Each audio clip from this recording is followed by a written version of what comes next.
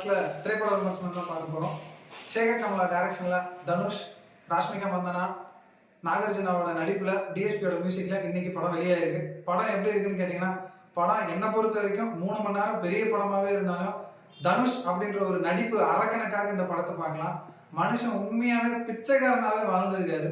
First ஹாஃப்லயா இருக்கட்டும் சரி, second ஹாஃப்லயா இருக்கட்டும் சரி, மொத்தமாவே படத்தை நிறைய இடத்துல வந்து பாத்தீங்கன்னா தாங்கி பிடிக்கிறதே தனுஷ் தான். மத்தவங்களோட ஆக்டிங் நம்ம குறை சொல்ல முடியாது, எல்லாமே நல்லா பண்ணியிருக்காங்க.